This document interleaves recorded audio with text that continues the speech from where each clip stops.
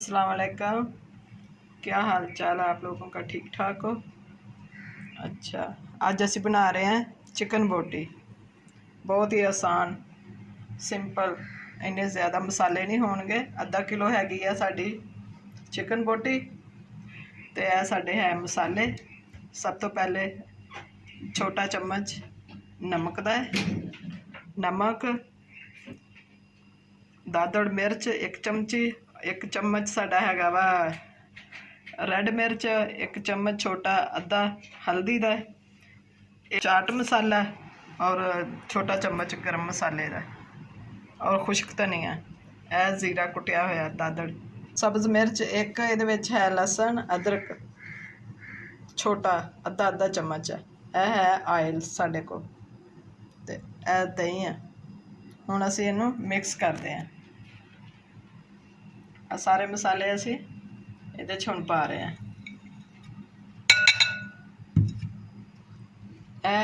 अदरक लसन सब्ज़ मिर्च,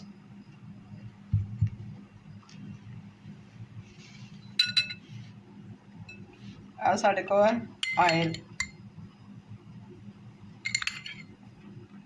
2 चम्मच,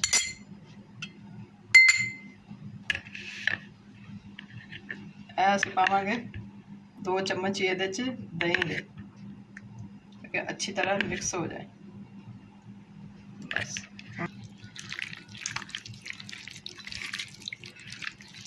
इनू 15 तो 20 मिनट जरा तुसीं ज़्यादा टाइम नहीं दे सकते जे। इस टाइम साढ़े को हुण ज़्यादा टाइम नहीं है, इस वास्ते इन 15-20 मिनट का ही टाइम देंगे असीं। तुसीं इनू अद्धा घंटा भी रख सकते जे। इहदे च पावांगे अद्धा लैमन।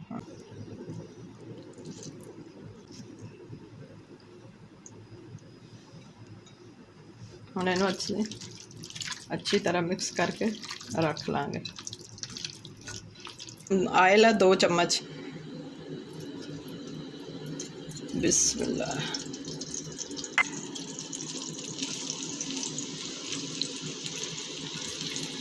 ऐसे सारा मिक्स कर लिया सी। तुसीं आ इदां विच रख देना,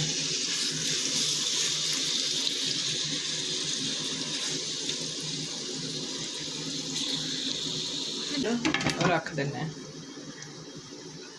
देखियो ज़रा, इस तरह ही ये पकेगा। ये अपना ही मसाले च गल जाएगा पानी च। असीं पानी नहीं पाया।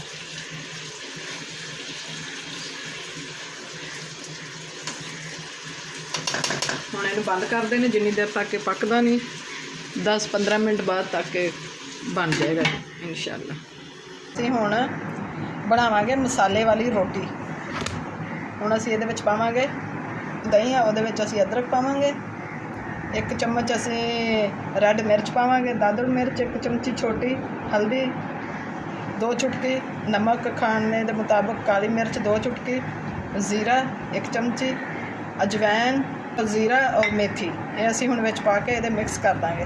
इहदा बन जाएगा मसाला बहुत अच्छा।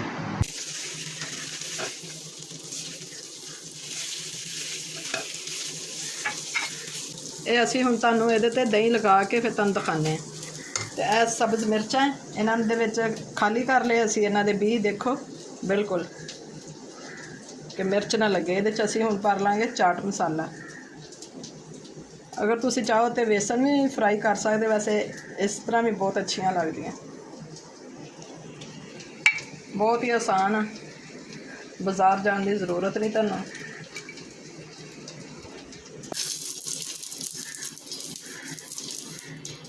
हम मिर्चा ये फ्राई कर लाँगे।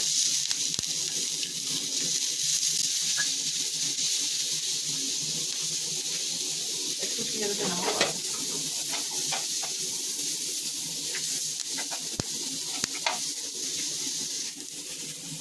एक चुटकी नमक पा देंगे असीं, अच्छी तरह फ्राई हो जाए। थोड़ा ऑयल पा के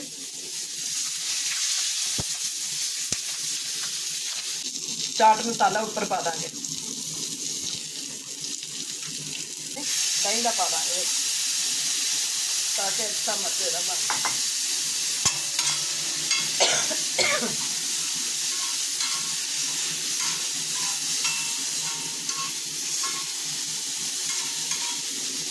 साडी मसाले वाली मिर्च बन गई है।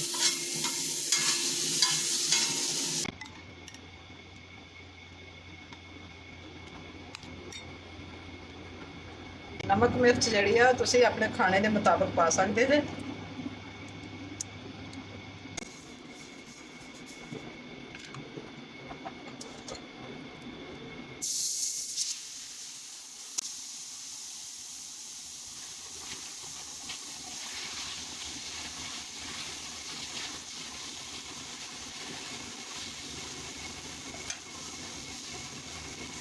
कितनी अच्छी बनी माशाल्लाह।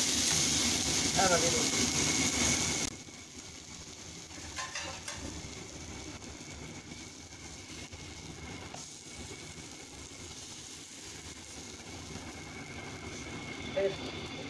तवे ते जी घर पक्की हुई रोटी है आटे की वो तुम दिखाना। ये भी नान लिया की जरूरत नहीं है, तुम इस भी बना सकते बहुत अच्छा।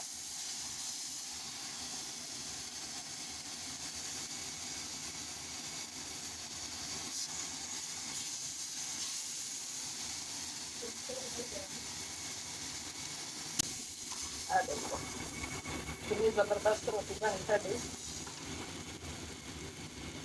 ये रोटी तो बहुत मज़े की है, नान भी बना सकते हैं। रोटी बहुत अच्छी है। साडी रोटी मसाले वाली दही मसाले वाली है। गंदम के आटे की रोटी है, असी उत्ते पहले बनाया है। तो यह साडा नान है, उहदे बहुत मज़े दी दोनों चीज़ां बहुत मज़े दी। हर वक्त नान घर विच नहीं हुंदा, तुसी रोटी पकाओ उहदे उपर दही का मसाला बना के वो लगाओ। हुण तुहानूं चैक करके दिखाने हैं। देखो गोश्त भी गल गया साडा जिहड़ा असीं बनाया, देखियो कितना अच्छा गलिया।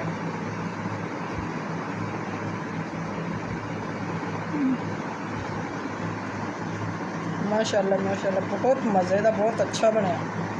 नमक मिर्च तुसीं अपने खाने के मुताबिक रख लेना, शेयर भी करना, लाइक करना और नई रेसिपी के नाल फिर दोबारा मिलांगे।